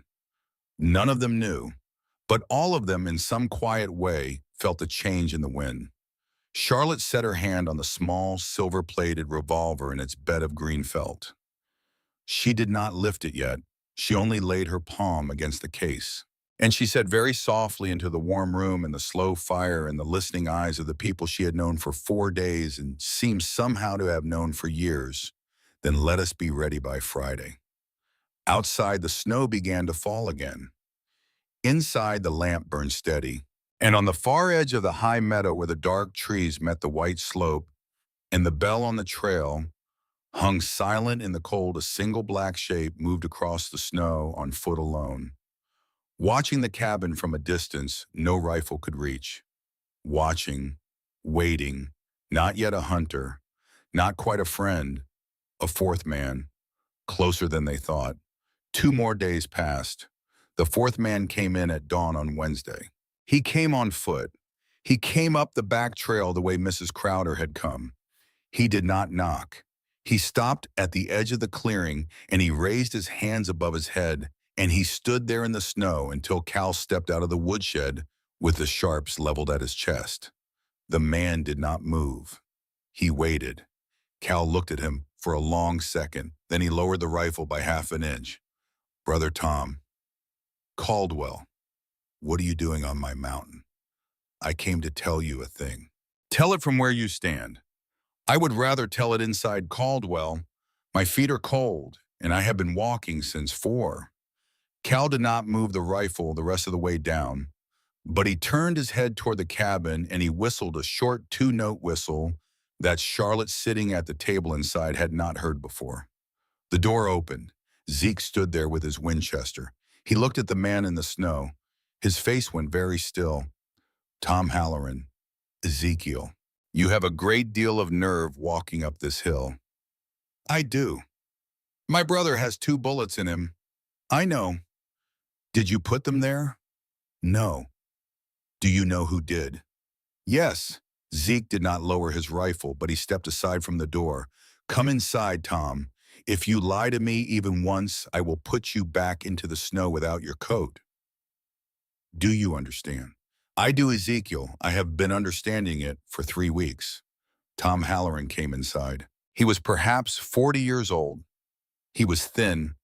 He had the long, pale face of a man who works at a desk. He wore a town suit beneath a poorly chosen wool overcoat. He had a wedding ring on his left hand. He had ink on the fingers of his right. He took off his hat. He looked around the cabin. His eyes went to Nathaniel in the back room. They went to Mrs. Crowder at the table. They went to Charlotte. They stayed on Charlotte the longest. Something moved in his face that was not pity and not surprise, but something nearer to a man recognizing the face he had been told he would see. "Miss Bellwether," he said, "you know my name. I have known your name since June, ma'am. I am the one who posted Reverend Marsden's letters to you." The room did not move. Charlotte's hand rose to the brass key at her throat. She had been wearing it on its length of twine for 3 days now. The metal had warmed against her skin. She had begun to forget it was there. She remembered it now. "You are the fourth man." "I am." "The cipher said you would come. It said the Reverend had given you a chance. That was good counsel. And what side are you on, Mr. Halloran?" He looked at her for a long second. Then he reached into his coat. He moved slowly. He took out a folded paper. He laid it on the table. "I am the assistant clerk at the Territorial Land Office in Pueblo," he said. "I am the man Reverend Marsden named in the cipher. My given name is Thomas Halloran. The Reverend called me Jenkins in his cipher because that was my mother's maiden name, and he wanted to give me a chance to come forward on my own. He was kinder than he had any right to be. I should have come forward sooner. I took $1,100 from Hollis Thornberry between the months of March and October of this year. I signed 3 falsified deeds with his money. I helped him steal water from 47 homesteads." The fire popped once in the hearth. Cal did not move. Zeke did not move. Mrs. Crowder said very quietly, and in November, my wife gave birth to our first child after 8 years of marriage. A daughter. We named her Mary. And I held her in my arms, and I looked down at her face, and I knew that I could not give her a life paid for with stolen water. So I went to Reverend Marsden the next morning, and I confessed. Every signature, every dollar. I asked him what I should do. He told me to keep my position. He told me to copy every deed. He told me to wait. And you waited. I waited. I copied. I have 84 pages of evidence in the lining of my coat. I have the original of the first falsified deed. I have a list of every account Thornberry holds in 3 banks. I have the names of the 2 witnesses he paid. I have a letter from the railroad agent at the Denver office promising him $80,000. He paused. He looked at Charlotte. And I have, he said, a small leather diary that Reverend Marsden left with me the night before he died. He did not tell me what was in it. He told me only that if anything happened to him, I was to deliver it to the woman who would arrive in Silver Creek in early December. I did not know your name yet. I knew only that you were coming. I have carried that diary for 3 weeks. He reached into his coat again. He took out a small, worn leather book. He laid it on the table beside the folded paper. He pushed it across to Charlotte. She did not take it at once. She looked at the cover. It was plain leather, the color of an old saddle. There was nothing written on the front. The edges of the pages were thumb-worn. She could feel from where she sat that the book had been in someone's pocket every day for years. She reached out. She took it. She opened it. The first page said in a hand she now knew as well as her own. "For Charlotte Bellwether, if you are reading this, you are stronger than I had any right to ask you to be. Forgive me. Finish it." She closed the diary. She held it in both hands. She breathed in once. Slowly, she breathed out once. Slowly, she set the diary on the table in front of her and laid both palms flat against the leather. Then she looked up at Tom Halloran. "Mr. Halloran, why did you come up the mountain today instead of yesterday?" "Because yesterday, Hollis Thornberry sent for 4 more men from Trinidad. They arrived last night. He no longer intends to wait for Friday. He intends to come up this trail at first light on Thursday morning." "That is tomorrow." The cabin went still. Then Cal said very quietly, 12 men. 12 men, and Hackett and Reed and the detective and Thornberry himself, 16 all told. Zeke set down his rifle on the table. He sat down in a chair. He put his hands flat on the wood. He looked at his brother. 16, he said. 16.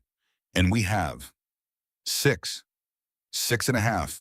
Nate cannot stand for more than a few minutes. 6.5 is what we have.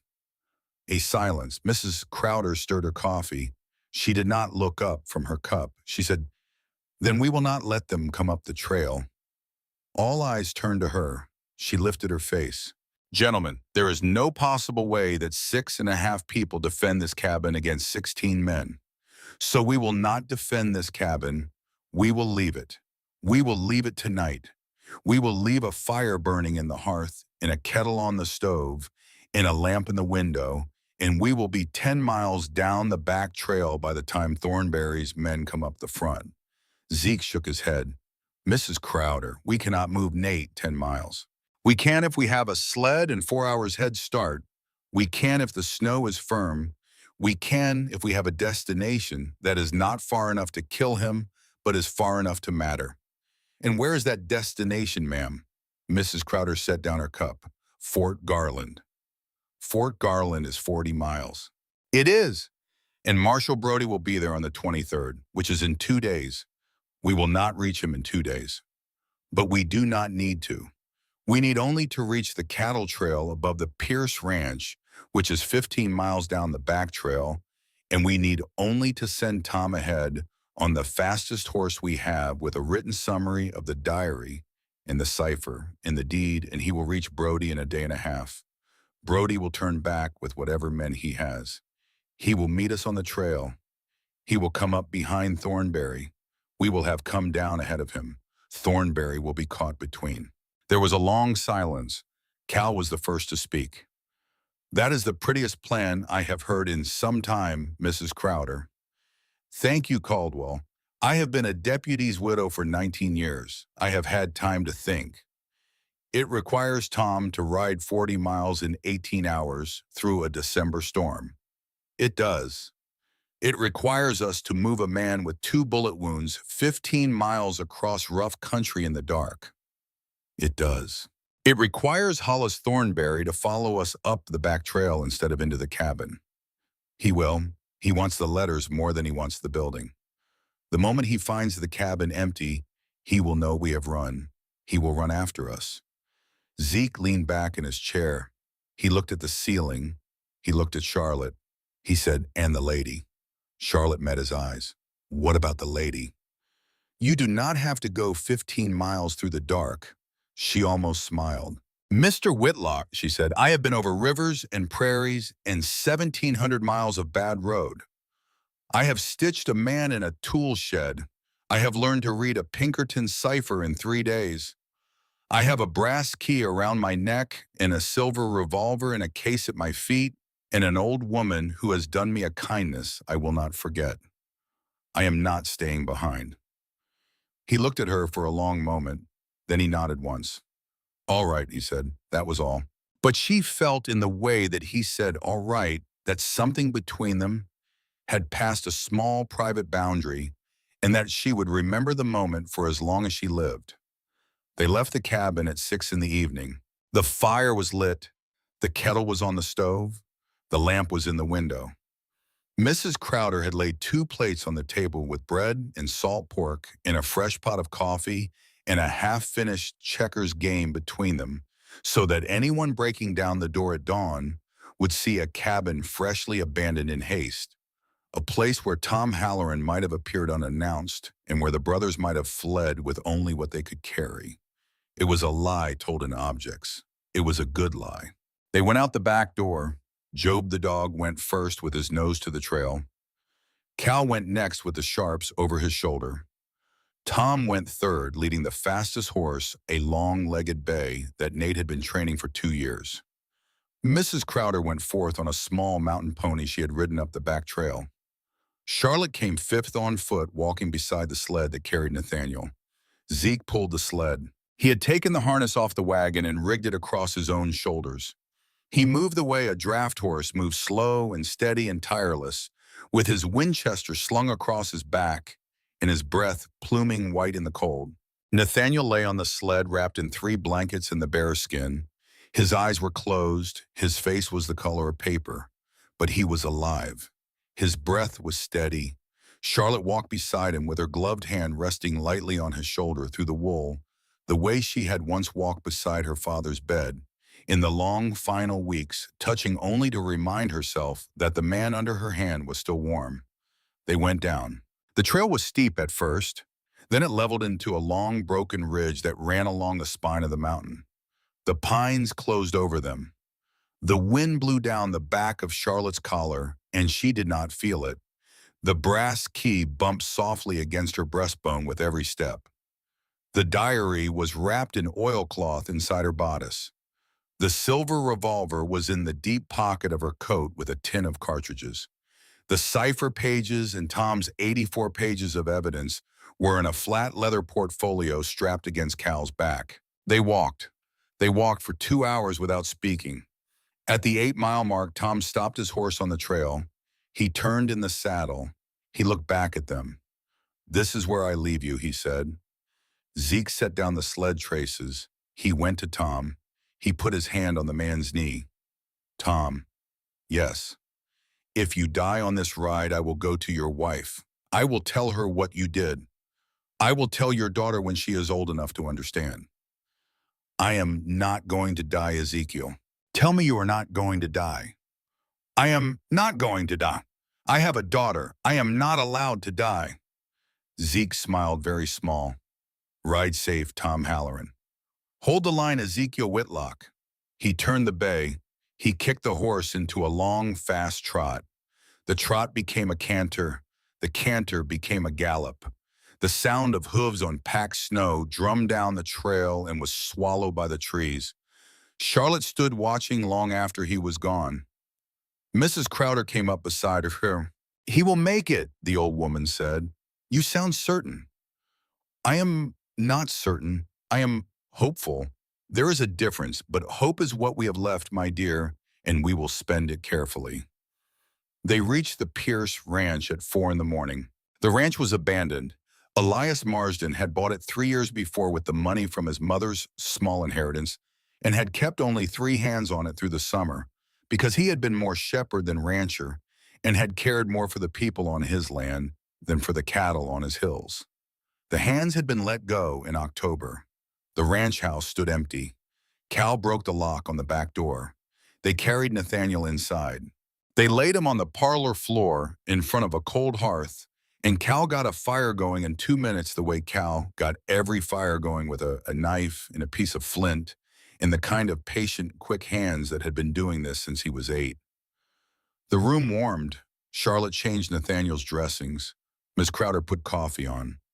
Zeke went to the windows one by one and looked out at the dark.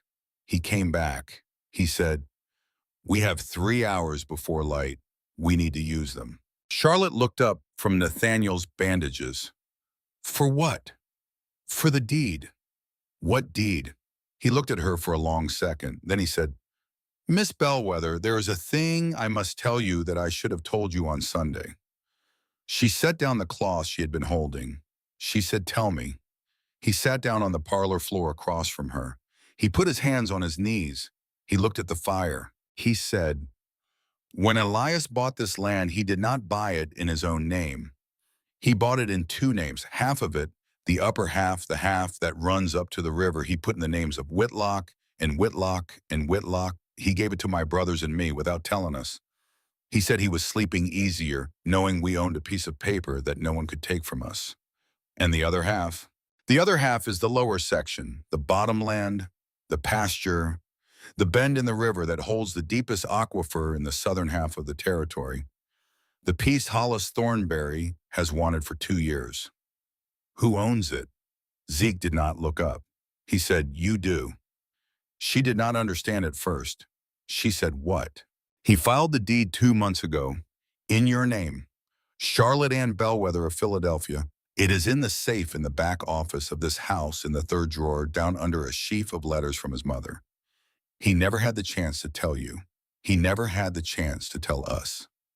I learned about it 3 weeks ago, the day before he died, when he came up the mountain to have supper with us and told me quietly in the kitchen that he had done a foolish and a hopeful thing, and that if anything happened to him, I was to take you to the back office of the Pierce Ranch and open the safe and put the deed in your hands. She could not speak.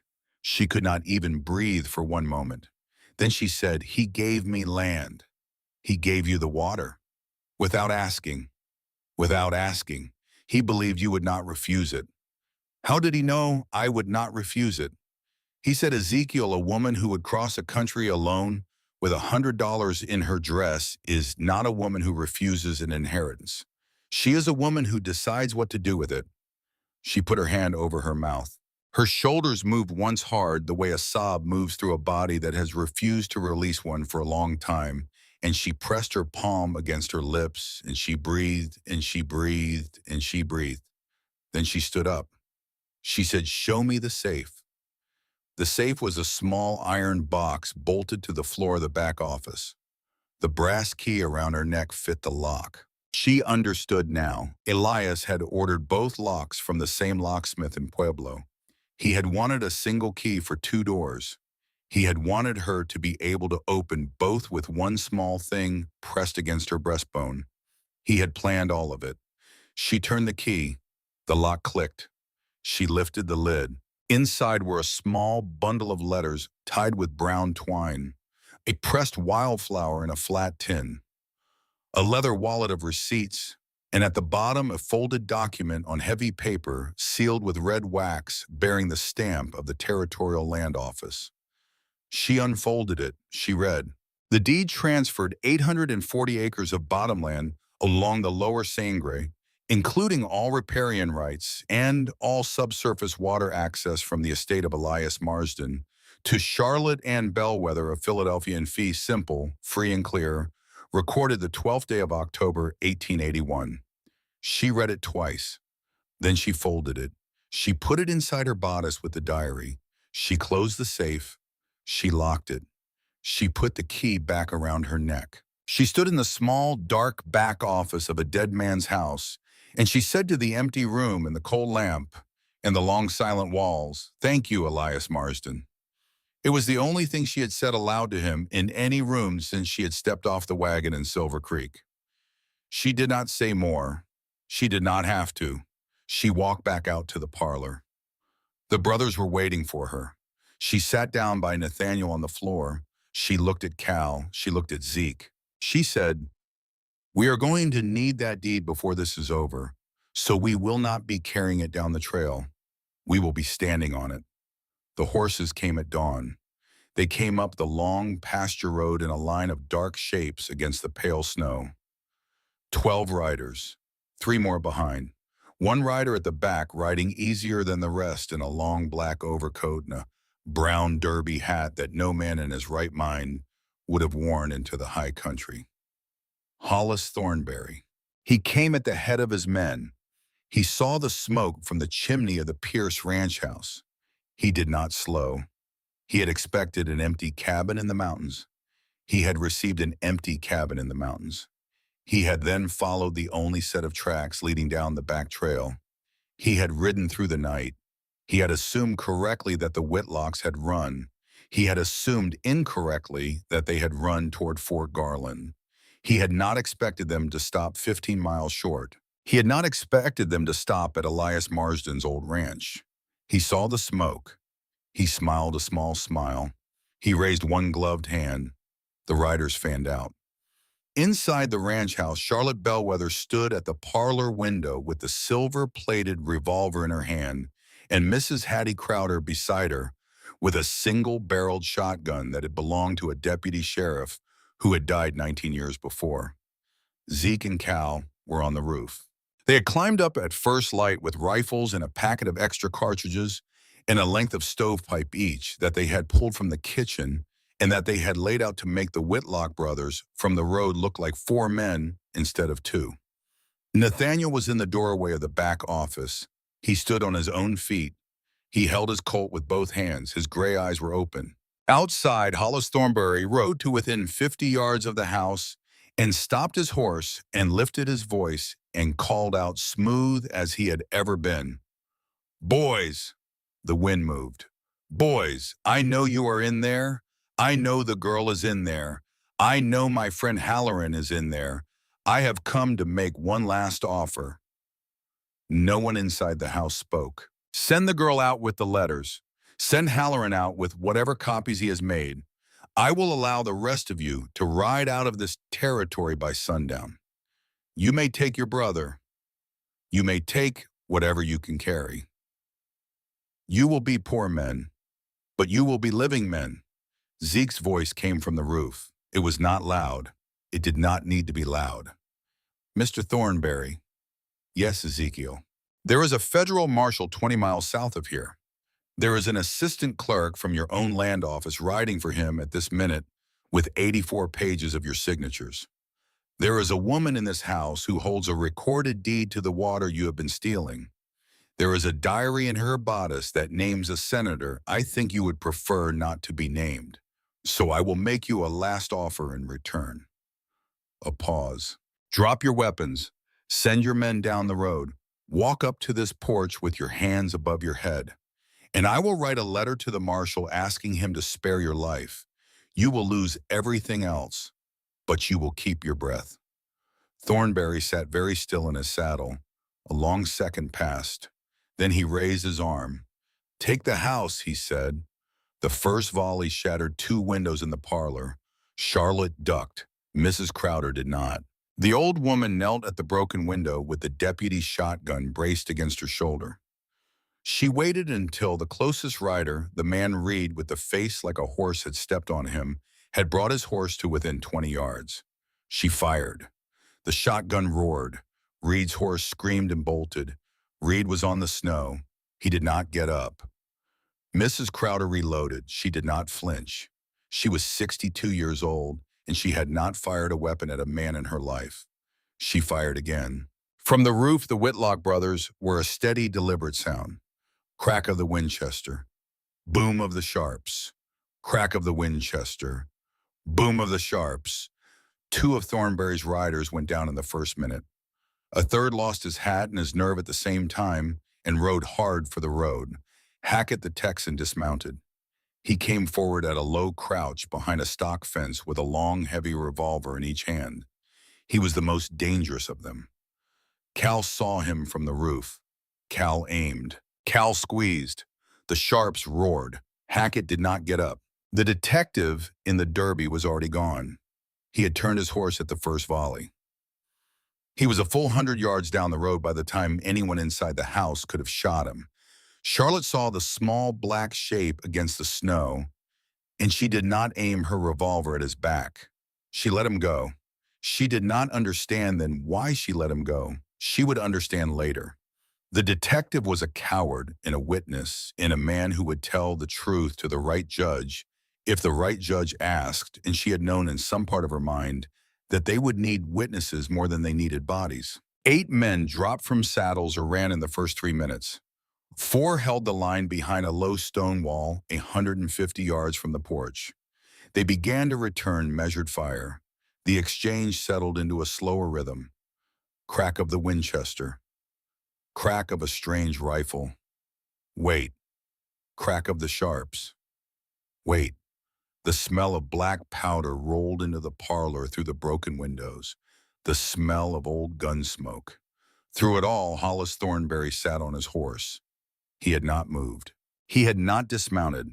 He had not drawn his own weapon. He sat in his long black overcoat with his hands on his pommel, and he watched his men die in his service, and his face did not change. Charlotte saw him from the window. She watched him for a long second. Then she set down the silver revolver. She walked out of the parlor. She walked past Nathaniel in the doorway of the back office. He turned his gray eyes on her. She did not stop.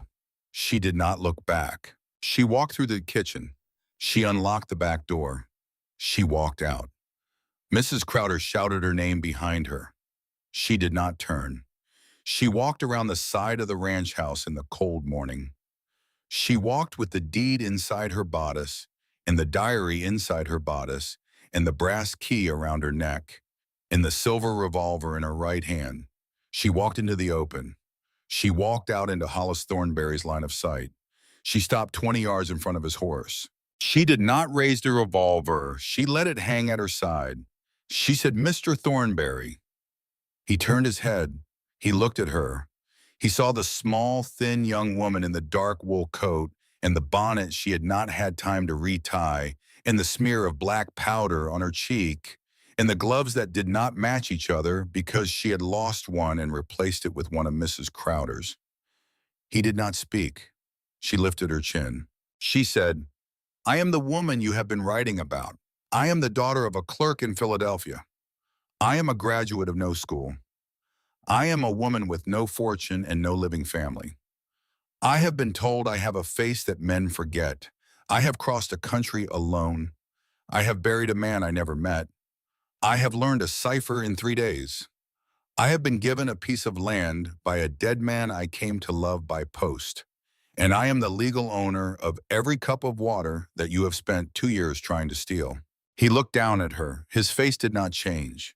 She said, "You may shoot me, Mr. Thornberry, but you may not buy this water. And if you shoot me, the man in that house who has nothing left to lose will shoot you a half-second later. And if he does not shoot you, the federal marshal will hang you on a Tuesday in March. So you may choose. You may shoot, or you may dismount. But you will not buy this water." A long second. 2, 3. Hollis Thornberry's right hand moved very slowly to the holster at his hip. It rested there. It hovered. It did not draw. Behind him on the road came the sound of new hooves. Many of them, coming hard, coming up the road from the south, from Fort Garland, from the direction Tom Halloran had ridden 18 hours before. The sound of 15 mounted men. Marshal Owen Brody had come. Hollis Thornberry heard the hooves. He turned his head. He saw the riders coming. He looked back at Charlotte. His hand stayed on the butt of his pistol. For a single long second, she thought he would draw. She did not raise her revolver. She did not flinch. She watched his eyes. She would remember those eyes for the rest of her life. They were not the eyes of an evil man. They were the eyes of a man who had spent 30 years believing that there were two kinds of people in the world, the takers and the taken, and who could not in his last free second understand how a thin young woman from Philadelphia had become a third kind. He did not draw. His hand fell from the pistol. He sat very still on his horse. He looked at the riders coming. He said very quietly to no one in particular, "Well, that was all." The marshal's men surrounded him before he had time to say a second word. They put Hollis Thornberry in irons on his own horse. They put the 4 surviving members of his crew in irons behind him.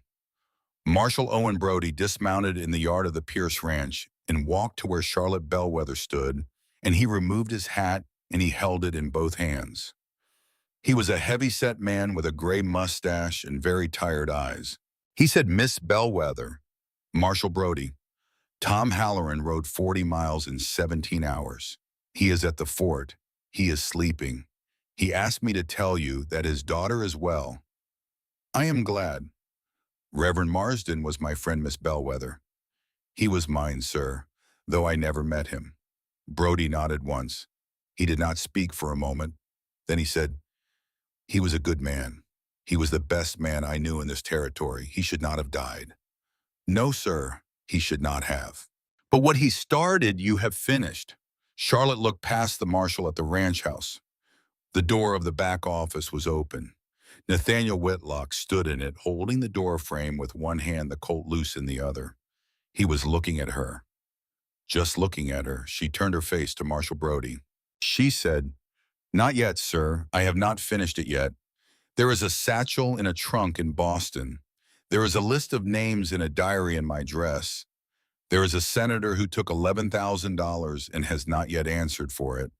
There is a clerk in Pueblo with a daughter named Mary who deserves a quiet life.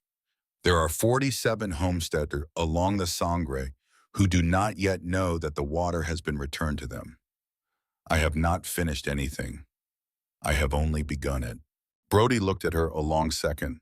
Then he smiled very slowly. "Yes, ma'am," he said. "I believe you have." Spring came late that year. It came in the second week of April in a thaw that broke all the small rivers loose at once and ran the upper Sangre clear and brown over its old beds for the first time in 18 months. The lower homesteads got their water back. The cattle drank from the creek instead of from hauled barrels. Old man Sutherland, who had not paid his mortgage in 14 months and was due to lose his farm in May, paid it down in cash from the first sale of the spring calves. Hollis Thornberry was tried in Denver in March. He did not testify. His lawyer did not speak much. The 84 pages of Tom Halloran's evidence, the cipher diary of Elias Marsden, the recorded deed in Charlotte Bellwether's bodice, and the detective in the derby hat who turned state's witness on the second day of the trial in exchange for his own freedom, made the rest of the testimony unnecessary. Thornberry was sentenced to 20 years. He served 7. He died in the Canyon City prison of a quiet pneumonia on a Sunday morning. He was not mourned. Tom Halloran took a reduced sentence of 2 years in exchange for full cooperation. He served 14 months and went home to his wife and to Mary, who was by then walking. He never worked in a land office again. He became a school teacher in a small town outside Pueblo. He lived to be 80. The unnamed Senator Parr resigned in May and moved to San Francisco. He was never prosecuted. Charlotte regretted this for the rest of her life. She wrote 3 letters about it. She kept copies. The railroad bought no water that summer, or any summer after. Charlotte Bellwether did not sell her 840 acres. She held it. In June of that year, she leased the riparian rights to the Denver and Rio Grande Western Railroad for a sum that paid annually made her a wealthier woman than any of her aunts in Philadelphia had ever dreamed of becoming. She did not move into a fine house. She did not buy silk dresses. She did not order a piano from Chicago. She did 3 things. She paid off 47 mortgages on 47 small homesteads along the lower river in cash anonymously through Marshall Brody with a note that said, "Only a gift from a friend." She built a school, and she built a small Mercy house with 2 beds and a clean stove and a cabinet of medicines on the corner of the bottom, acres nearest to the road, and she put up a wooden sign above the door that said in plain black letters, "Marsden Whitlock Mercy House. All welcome. No charge." She taught reading there on Tuesdays. She set bones there on Thursdays. She buried 2 old men there in the first year, and she delivered 6 babies there in the second, and one of those babies, a girl with very dark hair and very loud lungs, born to a homesteader's young wife, in the middle of an August thunderstorm, was named Charlotte Hattie Bellwether Whitlock by her grateful mother, and Charlotte Bellwether wept the only tears she had wept in 19 months. She and Nathaniel were married in June of the next year. It was a small ceremony. Mrs. Crowder gave her away. Mrs. Crowder had refused at first. Mrs. Crowder had said it should be a man. Charlotte had said no. It should be the person who had handed her a deputy's revolver in a wooden case and had said my husband never had to use it. Mrs. Crowder had wept then, just once, just briefly. Then she had walked Charlotte down the small grass aisle outside the Marsden Whitlock Mercy House, with Cal and Zeke standing on one side, and Tom Halloran and his wife, and small Mary on the other, and 47 homesteaders ring beyond, and Job the dog sitting patient at the foot of the wooden table that served as the altar, and the pages of Elias Marsden's cipher diary, which Charlotte had asked be tucked into the pocket of her dress against her hip. Nathaniel took her hand. His gray eyes were clear. They had not been close to each other in any improper way through the long winter or the long spring. They had not even sat alone in a room together for more than an hour. He had asked her once on the porch of the Pierce Ranch in February whether she would consider staying in the territory. She had answered that she had not been considering anything else.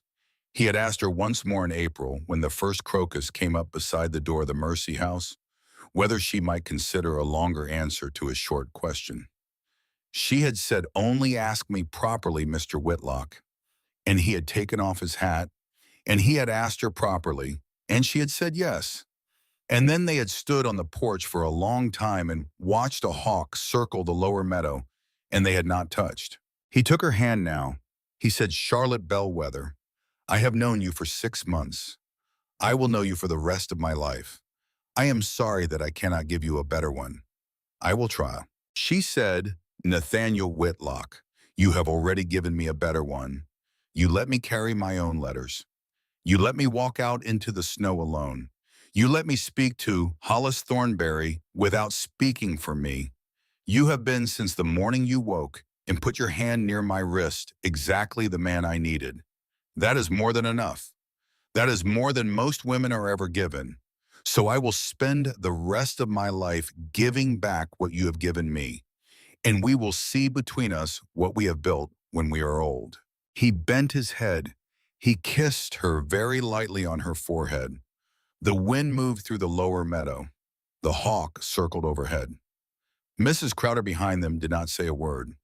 They lived in the Pierce Ranch house for 41 years. Cal Whitlock married a school teacher from Trinidad in the autumn of the second year and lived 2 miles down the road. He had 4 children, all daughters, all loud, all dear. Zeke Whitlock did not marry. He lived alone in a cabin he built himself on the upper ridge above the old place. He kept Job the dog until Job died in his 15th year. He kept a fiddle in the corner of his cabin that he played on Saturday nights, and the music carried down the slope to the Pierce Ranch on still evenings, and Nathaniel and Charlotte would sometimes step out onto the porch to listen. Tom Halloran's daughter Mary grew up to become the second teacher at the school Charlotte built. Charlotte and Nathaniel had 3 children, a boy, 2 girls. The boy was named Elias. She told her children the story of how she came west. She told it shorter than it has been told here. She told it gentler. She told them she had come west to marry a good man, and that the good man had died before she arrived, and that she had found him again in pieces in the lives of his friends. She told them she had pulled a bullet out of a wounded man in the snow on her first day, and that she had married him 3 winters later, and that he had been the best man she had ever known. She told them, last of all, on the night before her oldest girl was married, in the parlor of the Pierce Ranch, where the snow had once fallen so hard against the windows, that the greatest gift she had ever received in her life had been the gift of being chosen. Not chosen for her beauty, not chosen for her fortune, not chosen for her family, chosen by a man she had never met for the strength he had believed she carried before she had believed it herself. And she said to her oldest girl, who would carry the small brass key on a chain around her own neck for the rest of her own life, only this: a woman does not always get to choose the road that brings her home, but she gets to choose the people she carries with her when she walks it. And she gets to choose when the time comes whether she walks it bent or whether she walks it tall. She chose tall. She had always chosen tall. She would teach her daughters to choose tall.